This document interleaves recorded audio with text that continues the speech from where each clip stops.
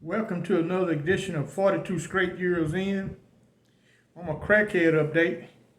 I sit over there and watch my old lady play hockey. They play on bicycles.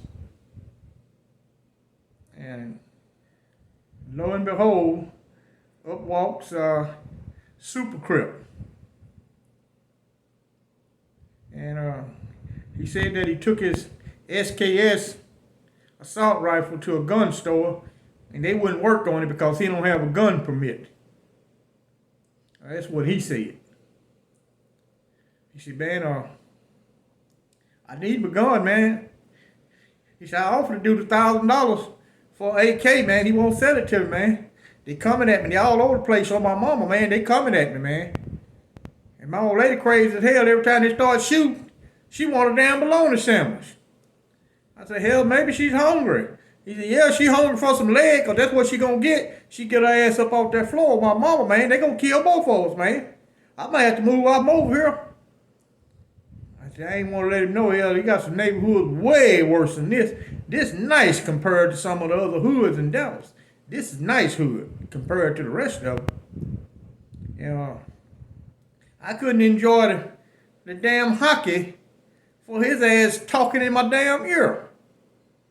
You know, but he insists that he got $1,000 for a used AK-47. Hell, I believe all of them used. They've been fired before. You know, I don't know why he keep bringing me all this shit.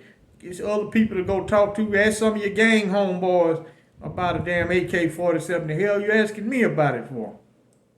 And everything is on his mama. He said, man, they gonna kill me, man, on my mama, man. I already know it. I said, all right, man. I got up and burned off. I got tired of hearing this shit. That's my crackhead update. Y'all know what it is. Get your shanks out. And let's get ready to ride. Yeah, I'm a little bit late today uploading. I normally upload about between 2 and 4 in the afternoon. But I had to finish getting all this damn furniture together. I got everything together. I'm sitting in the office chair now. It's comfortable as hell. I got everything together except an office desk. It's sitting right here leaning up against the wall. This fucker is heavy as hell. I got to put it together. That'd be my project for tomorrow. Anyway, I had somebody on my last video in the comment section ask me why the inmates didn't band together to do something about how horrible the food is now in a Texas prison. Well, most of the top of the line prison gangs, they're all in administrative segregation. The guys who could make something happen. Now these Tongo Blasts and Crips and Bloods and GDs and all them fuckers, they ain't worth 10 cents. They about trying to get some drugs or something for their homeboy. They ain't about shit. They ain't gonna make no change on nothing about no unity or none of that bullshit. Then another thing, the prison system don't grow all them crops, edible crops they used to grow. So now they got to buy a lot of this shit. They got a cannery and everything at the terror unit. But they got to have crops to can. You know, so many inmates don't work. Got a medical issue. The shit was so bad when I was at Estelle, and they did this in other prison units. They go out and film the rec yard. A lot of guys got no lifting over 15 pounds. And look at this guy bench pressing 300. So they'll take him in, have a medical personnel, show him that video, change his medical status where he can work. They catch you playing basketball. You're not supposed to be playing basketball. You got all these medical problems. They take that medical restriction off your ass where you can go to work. Well, anyway, during the Ruiz versus Estelle lawsuit, at Ramsey, when they had the system-wide prison work stoppage. Now we got Wildcat, Oh Lord, Captain Bad, we got all these crazy fuckers to deal with, and we still went down together. Black, white, and Hispanic. We say, fuck this shit, they just gonna have to kill us. We ain't gonna tear up their property. We ain't gonna assault the guards. We just fucking not gonna go to work. Simple as that. We not gonna work. Or we went to work. It's just when we got there, we didn't do no work. We just sit on the trailers till it was time to go in. Just sit there. And if we can organize a system-wide lockdown and under Wildcat, you mean these modern fuckers, they should be a piece of cake to them. These people, these new wardens and shit, man, they're not gonna shoot you. They're not gonna beat you to death. They ain't gonna do none of that kind of shit that they would do then. And they was getting away with the shit. Ain't none of that gonna happen. But they can't get no type of unity. And that pissed me off when some little stupid fucker be asking me, what gang is in power? I always tell them, none of them. All of them is in them hot ass cells. All of them eating chicken patties. All of them eating pork roll. None of them. They don't give a shit about your gang. Using such power, you wouldn't have to eat that bullshit. Why you gotta eat the same damn chow everybody else eat? The only way you don't have to eat that food is you got a homeboy work in the kitchen and he look out for you. Or you got some money to buy some of that bullshit with. Other than that, you gonna get the same kind of tray everybody else get. And they don't give a damn about your gang affiliation. Hell, we had more unity under the old system than what these new fuckers got.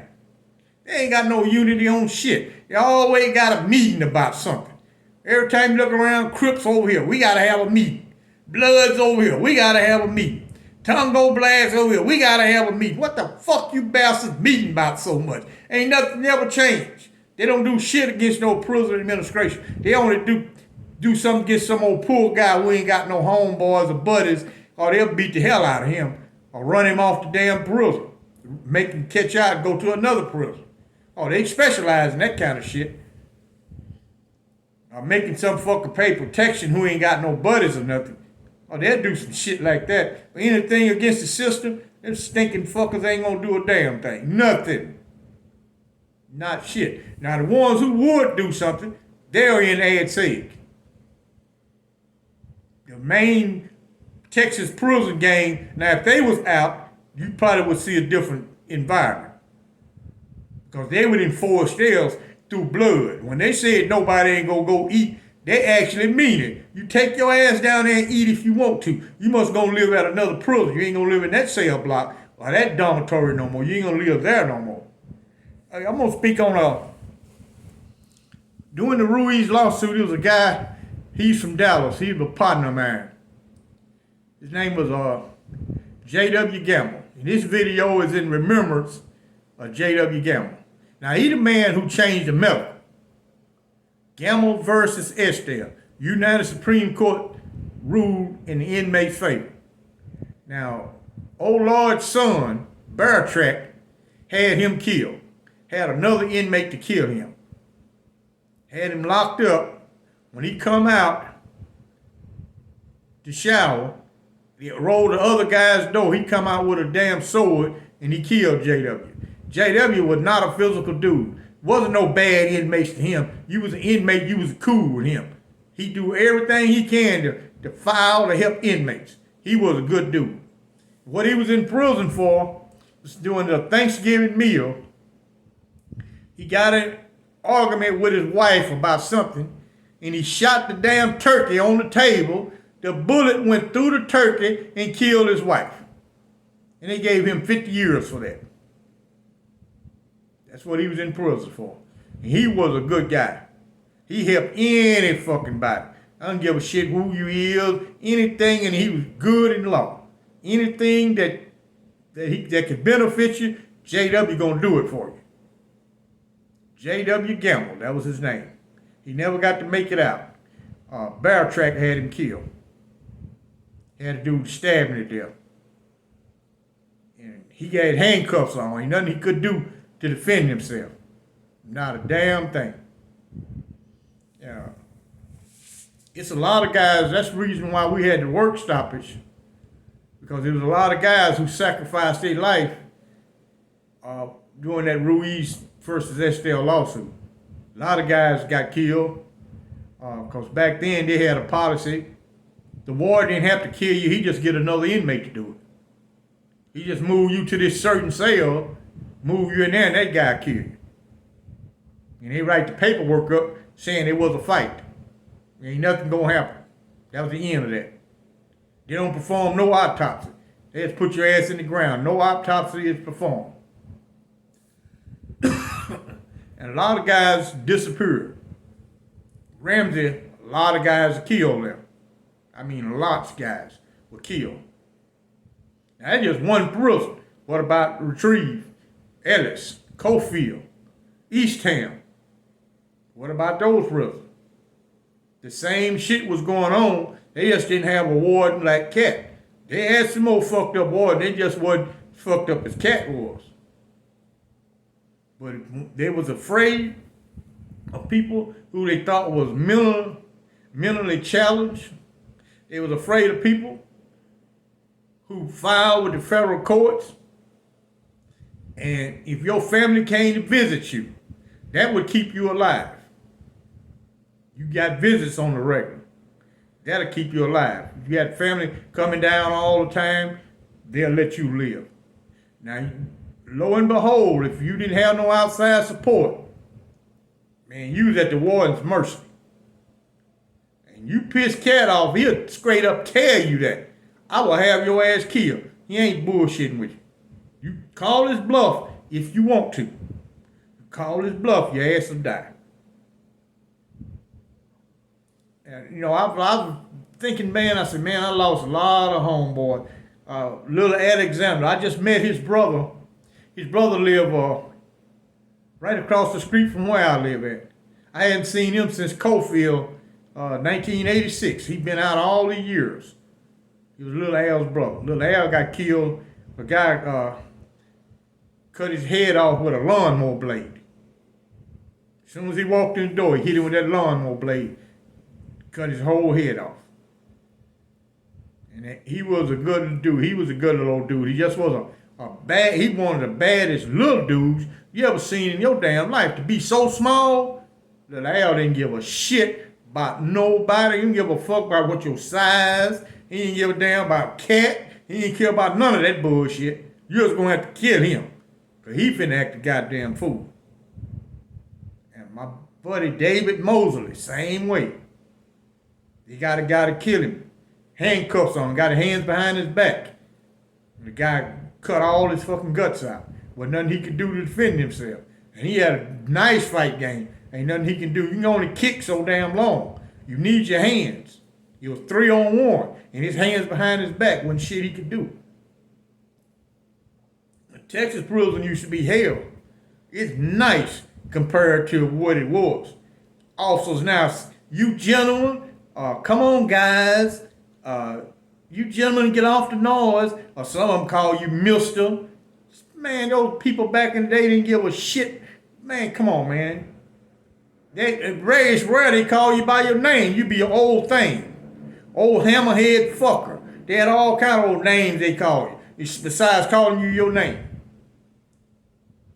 Shit done changed. I remember once Channel 13 came over to Ramsey. The first time they had allowed a TV camera inside the Ramsey unit. And at the time, I'm working in Cat's office. Now, he had told all the turnkeys to disappear. All the turnkeys disappeared out of the hallway. So you didn't see no turnkeys on that TV camera. All they did was step inside them cell blocks. They was there. You started some shit, they still would unlock the door and beat the hell out you right in front of the TV camera. Well, anyway, they was running chow. And they got the TV cameras out there. One of the newsmen from Channel 13 said, damn, all these guys look mean as fuck. He said, man, all these guys look mean. Cat said, they are mean. He said, I'm just a little bit meaner than they are. And one of the newsmen asked him, say, what would they do to me if I was an inmate? He said, before 10 o'clock tonight, they'd fuck you. He said, that's what'll happen. He said, you'll be fucked. Newsman looked at him crazy. He said, I'm telling you the truth. They would fuck you. You know, if probability they will fuck you. He said, well, what if I'm going to fight back? He said, they don't give a damn about you fighting back. They still going to fuck you. I never forget that newsman. He didn't have nothing else to say. He just looked at Cat and said, God damn, where did he get this crazy ass warden from? And I enjoyed that, man. Those guys come off those cell blocks, no smiling, no giggling, no grinning. Everybody got a mask on their face. Now, inmates really bullshit with each other. Shoot the shit and all that. But when that TV camera's there, they all masked up and say, hey, man, this ain't no easy spot to be in, dude. Ain't a motherfucking thing funny going on at no Ramsey plantation. This is not the place to be if you want to have fun. Now, I got to give Ramsey a problem. If you could work, a lot of people were just not capable of doing all that hard-ass physical labor. They're not in that type of shape. If you could do that physical labor, you could make it at Ramsey. There's a couple things. Do the work and keep your damn mouth closed until those guys get to know you. Then you could be able to talk. You know which one to talk, how far to go with one of them. You'll know all that shit. Most guys made a mistake coming there, running their damn mouth. I know they done heard about this prison, how bad it is. They still will come there and run their damn mouth, and somebody beat the brakes off of them. I done seen it happen so many times where all the guy had to do was be quiet. Let those guys get to know you. Hey, you might have a homeboy or something there who know you from the outside. You don't ever get a chance to meet him because you come through the door trying to talk shit and impress them guys, and you not impressing to them because they ain't giving a shit about what you did on the outside. They caring about what you do on the inside. That's what Cat judged you on. He didn't give a damn how many people you done killed on the outside. That didn't mean a damn thing to him. He worried about what you do here. If you was a killer in the prison, well, you all right with him. That's the way he judged you. He did it ass back with some other wards. Other wards want the molly inmate. He ain't want no molly inmate. He had guys out there driving a tractor, life sentence. Ronnie Tisno was out there a tractor driver, come from death row. This man come off death row. He got him out there on a damn tractor, riding around at night by his damn self. It's something I learned about humankind. Sometimes if you treat a guy right, it reciprocates. You'll say, man, this man trusted me, gave me a break, so I'm not going to do nothing to fuck over him. Because he ain't really got to give you a break at all. He ain't got to do shit for you. And that's why some of the guys worked at these wardens' houses and shit. Man, they say, man, I drive this man's car. Some of them spend the night there babysitting and all that shit, take his kids to school. Man, they not going to fuck no privilege up like that. And you know for a fact, you going home on your first parole. Ain't no if, maybe, probability. Your ass is going home. And that's how those guys thought. Say, hey, man, I'm going to get my ass out of here. Because back then, you went home. Now, you can be the modest inmate you want. You ain't going no damn where. I got a homeboy. He ain't had disciplinary in over 35 years. He's still in prison. He been locked up now 46 years. But he ain't had a disciplinary case in 35 years. No type of disciplinary. Minor disciplinary or major. But he's still locked up. He didn't graduate from college. He didn't earn a master's degree. He done did all kind of trades. He participate in the church program, all type of program. This man still is locked up because parole boards say the nature and seriousness of his offense. They ain't giving a damn about all that shit he done did. That don't mean jack shit. He's still locked up. 44 years. This is going to be, like I said, this is a shout out to my homeboy J.W. Gamble who lost his life. That's going to be the title of this video. Y'all follow me on Patreon. Y'all like and subscribe. Keep your shanks ready because we might have to roll on these suckers that done got broke. They done sold their food stamp. They broke as hell looking crazy. We might have to move on their ass on a moment's notice. I appreciate y'all for watching.